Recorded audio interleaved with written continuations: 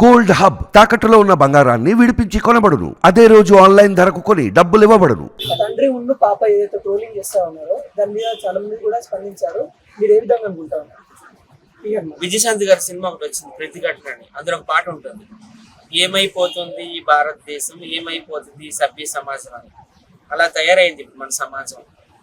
హనుమంతు ప్రణీత్ అనేవాడు ఒక యూట్యూబర్.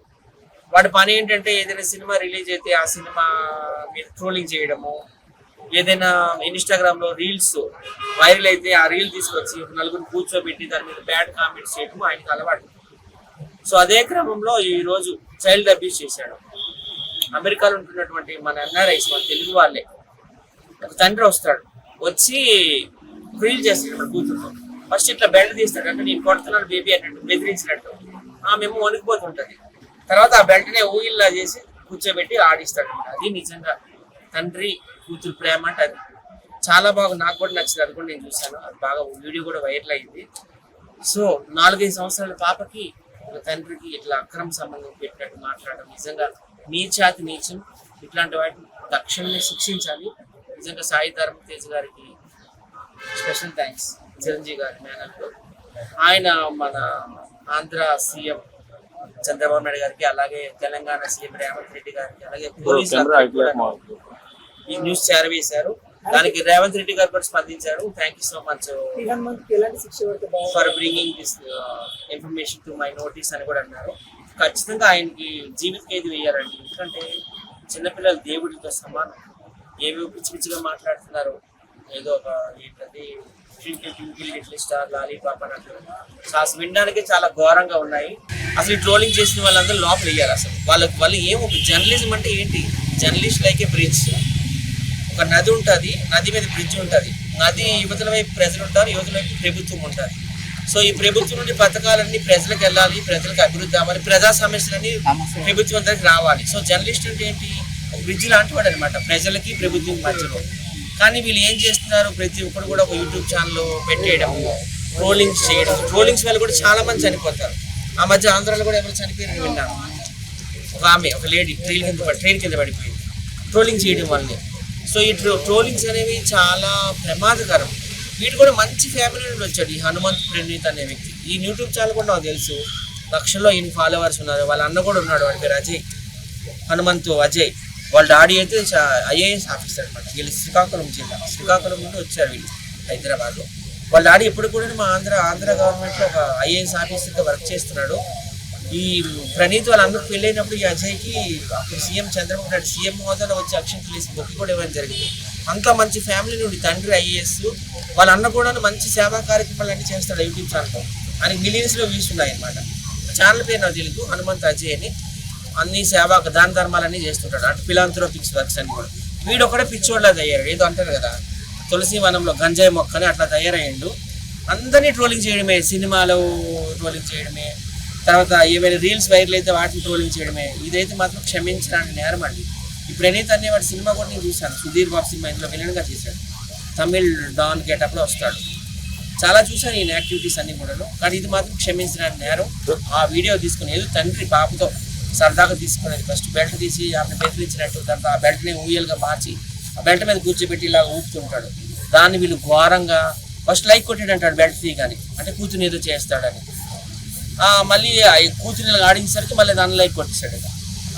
అట్లా మాట్లాడుతున్నారు, లాలీపాప్ అంటున్నారు, అది అంటున్నారు, ఇది అంటున్నారు.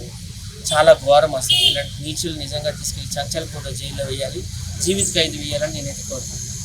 కొంతమంది ట్రెండ్ అవ్వడానికి కావచ్చు, కొంతమంది వాళ్ళ ఫేమ్ తెచ్చుకోవడానికి కావచ్చు, ఇంకా రకాలుగా ట్రై చేస్తారు.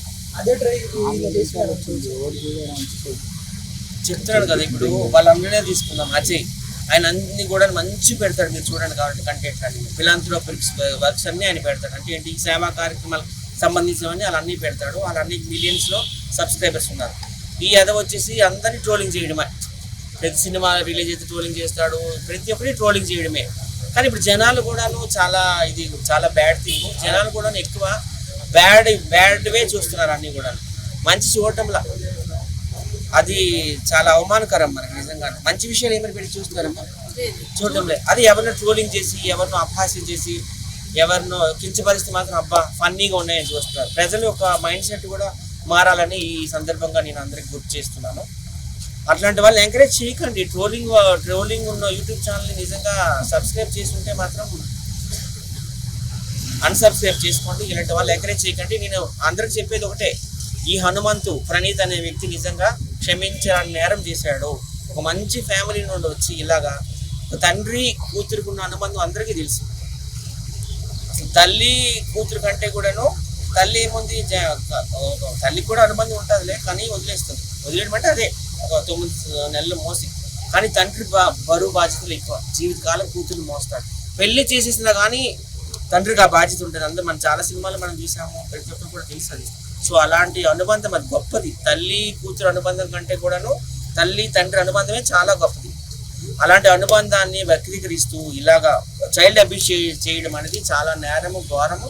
4-5 సంవత్సరాల పాప ఆమె అనమాట. అమెరికాలో మన ఎన్ఆర్ఎస్, మన తెలుగు వాళ్ళే. వాళ్ళ మీద ఇట్లా ఖచ్చితంగా ఈయనకి మాత్రం జీవిత ఖైదు వేయాలి, 14 సంవత్సరాలు జైలు శిక్ష వేయాలని. ఈయనకే కాదు, ఈయనతో పాటు ఇంకొక 3 ఉన్నారనమాట. తొట్టు గ్యాంగ్ రాకుండా చేయాలి. అసలు చైల్డ్ అబ్యూస్ అనేది చాలా నేరం, ఘోరం. కాబట్టి వీళ్ళు నలుగురికి కూడా, ఈ 3 ఫ్రెండ్స్ ఏవేవో రన్నింగ్ కామెంటరీ కూడా చేస్తున్నారు కదా. సో వీళ్ళందరినీ కూడాను ఖచ్చితంగా చంచల్గూడ జైల్లో కానీ అవసరమైతే తీహార్ జైల్లో అనేది పెట్టేయాలి. ఆంధ్రలోనైతే కూటమి గెలిచింది. గెలిచిన కూటమి 20 రోజుల్లోనే ఇసుక కూడా ఏదైతే ఉచిత ఇసుక కూడా జరుగుతూ ఉంది. గతంలో చూడొచ్చు, ఇసుకను మొత్తం కాసుల వ్యాపారంగా చేసుకున్న వాళ్ళని చూసాము, కానీ ఇలా ఫ్రీ ఇచ్చే వాళ్ళని అయితే చూడలేము. ఈ ఆంధ్రలో అయితే ఇసుక పంపిణీ ఫ్రీ అయితే కొనసాగుతూ ఉంది. ఒకసారి మాట్లాడదాం. మనతో వైజాగ్ సత్య ఉన్నారు. మరి దీని గురించి ఎటువంటి పరిణామాలు ఉంటాయి, దీనివల్ల ప్రజలకి ఎంతవరకు మేలు జరగబోతున్నాయో తెలుసుకుందాం. చెప్పండి సార్, అయితే ఫ్రీ అయితే ఇసుక అయితే ఇవ్వబోతా ఉంది, ఆంధ్రాలో ఇస్తున్నారు కూడా, ఎలా అనిపిస్తా ఉంది? అంటే గవర్నమెంట్ ఏర్పడిన 20 రోజులకే ఇస్తా ఉంది, ఎలా అనిపిస్తా ఉంది? చాలా సంతోషంగా ఉంది. ఆంధ్రాలో రాక్షసుడి పాలన పోయింది, చల్లని చంద్రుని పాలన వచ్చింది, శ్రీరామచంద్రుని పాలన వచ్చింది. చాలా సంతోషంగా ఉంది. ఇసుక ఏ ప్రభుత్వమైనా కానీ పేద ప్రజలకు ఫ్రీగానే ఇవ్వాలి. ఎందుకంటే ఇసుక మనకి బేసిక్ నీడ్, అది ప్రతి ఒక్కరికి అవసరం, అది డైలీ నీడ్ అని కూడా అనుకోవచ్చు. ఎందుకంటే డైలీ దాంతో పని ఉంటుంది. ఏదైనా ఇల్లు కన్నం పడిపోవచ్చు, ప్లాస్టింగ్ చేసుకోవచ్చు, ఇల్లు కట్టుకోవచ్చు, ఇంకేం చేయొచ్చు. సో అట్లాంటి ఇసుకను కూడా గత ప్రభుత్వం ఒక లారీ 50,000, 60,000 కూడా అమ్ముకుంది, మనం చూసాము. సో చంద్రబాబు నాయుడు వచ్చినట్టు ఫస్ట్ సంతకం ఇసుక మీద కూడా పెట్టాడు, చాలా వాటి విషయాల మీద పెట్టాడు అనుకోండి. ఇసుక కూడా వన్ ఆఫ్ ద పథకం అని అనుకోవచ్చు. అందరికీ ఫ్రీగా ఇస్తున్నాడు చంద్రబాబు నాయుడు, చాలా సంతోషం. ఎందుకంటే గత ప్రభుత్వములో ఎక్కడో అక్కడక్కడ ఇచ్చాడు అనమాట ఇళ్ల స్థలాలు, ఎక్కడో ఊరు చివరిని పెంటలో, చెత్తలో, దరిద్రం దగ్గర. కొన్ని వీళ్ళకి ఇసుకిస్తే కొంచెం కట్టుకుంటారు కదా. చాలా మంచి పరిణామం ఇది. చంద్రబాబు నాయుడు గురించి అందరికీ తెలిసింది, ఆయన ఒక గ్రేట్ విజనరీ. హైదరాబాద్ ఎంత డెవలప్ చేశాడు, హైదరాబాద్ ప్రపంచ పటంలో పెట్టాడు. ఇప్పుడు హైదరాబాద్ లో నాకు తెలిసి ఒక 20-30 లక్షలు సాఫ్ట్వేర్ ఎంప్లాయీస్ ఉన్నారు. వాళ్ళందరూ కూడా ఉద్యోగాలు ఇప్పించిన ఘనత కూడా చంద్రబాబు నాయుడు గారికి ఉంది. సో అలాగే ఆంధ్ర రాష్ట్రాన్ని కూడా తప్పకుండా ఆయన డెవలప్ చేస్తారు. విశాఖపట్నాన్ని కూడా ఒక ఐటీ హబ్గా తీర్చిదిద్దుతాడని నేనైతే మాత్రం ఖచ్చితంగా నమ్ముతున్నాను, విశ్వసిస్తున్నాను. అలాగే ఇసుక అనేది మన పవన్ కళ్యాణ్ గారికి కూడా ఎంతో అవసరం. ఎందుకంటే ఆయన పంచాయతీరాజ్ శాఖ, పంచాయతీరాజ్ అంటే ఒక రోడ్లు వేయడము, కాలువలు వేయడము, విద్యుత్ అదంతా, వీధి దీపాలు పెట్టడంతో పంచాయతీరాజ్ వ్యవస్థ కూడా ఇసుక ఎంతో అవసరం. ఏదైతే రాష్ట్రంలో చూసుకున్నట్లయితే మొన్నటిదాకా కూడా ఇసుక మీద మంత్రులు, చాలా మంది మంత్రులు కూడా దందా చేసిన వాళ్ళు ఇప్పుడు ఏం సమాధానం అయిపోతా ఉంది? ఎందుకంటే ఏపీలో ఫ్రీ ఇవ్వడం వల్ల అక్కడ మంత్రులకి ఏం సమాధానం ఇవ్వబోతా ఉన్నారు చంద్రబాబు నాయుడు? గత ప్రభుత్వంలో మనం చూసాం, మద్యం మీద మాఫియా, శాండ్ మీరు చెప్పిన ఇసుక మీద మాఫియా, మైన్స్ మీద మాఫియా కట్ చేస్తే ప్యాలెస్లు చూసాం మనం, ఆయన ప్యాలెస్లు. సో ఇప్పుడు అట్లా ఏముండదు. చంద్రబాబు నాయుడు గారు వచ్చారు, ప్రతి ఒక్కరు కూడా పేదవాళ్ళకి ఫ్రీగా ఇస్తానంటున్నాడు. చాలా శుభ పరిణామం, చాలా మంచి రోజు వచ్చాయని ఆంధ్రప్రదేశ్. మహిళలకు కూడా ఏవైతే ఉన్నాయో ఆ గ్యారెంటీ, మొత్తానికి ఆ గ్యారెంటీ ఏ విధంగా ఇచ్చారో ఇక్కడ తెలంగాణకి ఇచ్చారో, ఆంధ్రలో కూడా అక్కడ ఇచ్చారు, అది ఎలా ఉండబోతా ఉన్నాయి ఇంప్లిమెంట్ చేయడానికి? అంటే అప్పుల్లో ఉన్న ఆంధ్రాని ఏ విధంగా తీసుకొస్తారని అనుకుంటున్నారు? జగన్మోహన్ రెడ్డి సీఎం అయినాక ఆయన ఏం చేయలేదండి ఆంధ్ర రాష్ట్రానికి. ఆయన ఏ పరిశ్రమలు తీసుకురాలేదు, జాబ్ క్యాలెండర్ తీసుకురాలేదు, ఏం చేయలేదు. ఎంతసేపు ఈ నవరత్నాలు అన్నాడు. ఈ నవరత్నాల కోసం ఆంధ్రాలో ఉన్న భూములన్నీ కూడాను ప్రభుత్వ బ్యాంకుల్లో తాకట్టు పెట్టి ఒక 10 లక్షల కోట్లు అప్పు చేసి అవే ఇచ్చాడు అనమాట. అమ్మ ఒడి అని, పెన్షన్లు అని, అవన్నీ ఇవ్వని. ఆయన పరిపాలన రాలేదండి, ఆయనకు ఆవేశం తప్పితే ఆలోచన లేదు. ఇప్పుడు చంద్రబాబు నాయుడు వచ్చాడు కాబట్టి ఈ చంద్రబాబు నాయుడు వచ్చిండు ఆయన 4వ సారి సీఎం. ఆయన అనుభవజ్ఞుడు, గ్రేట్ విజనరీ. ఆయన మొత్తం ఆ 12 లక్షల కోట్లు అప్పులు తీర్చాలి. అట్ ద సేమ్ టైం ఆయన సూపర్ 6 అయితే ఏదైతే ఉందో ఆ సూపర్ 6 ని కూడా ఆయన అమలు చేస్తాడు అనమాట. ఖచ్చితంగా మాకు అయితే నమ్మకం అయితే ఉంది.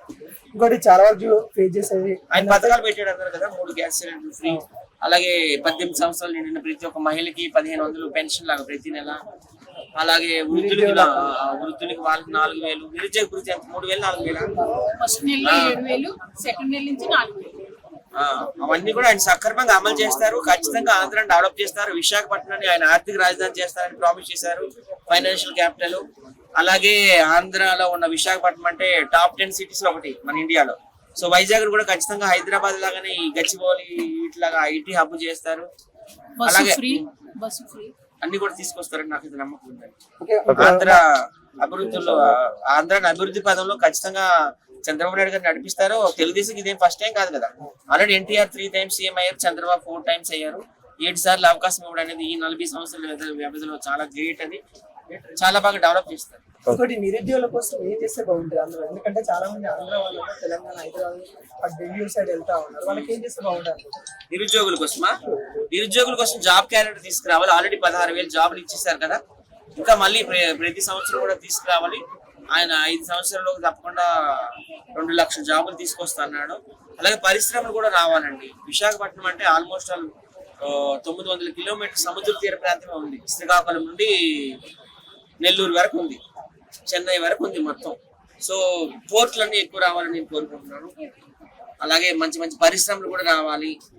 అలాగే జాబ్ క్యాలెండర్ కూడా అమలు చేయాలి. అన్ని చేస్తాడు ఖచ్చితంగా. లోకేష్ గారు ఖచ్చితంగా అమెరికా, ఆస్ట్రేలియా, బ్రిటన్ లాంటి దేశాలు వెళ్ళి అక్కడ నుండి మంచి మంచి సాఫ్ట్వేర్ కంపెనీలు తీసుకొచ్చి వైజాగ్ లో పెడతారు.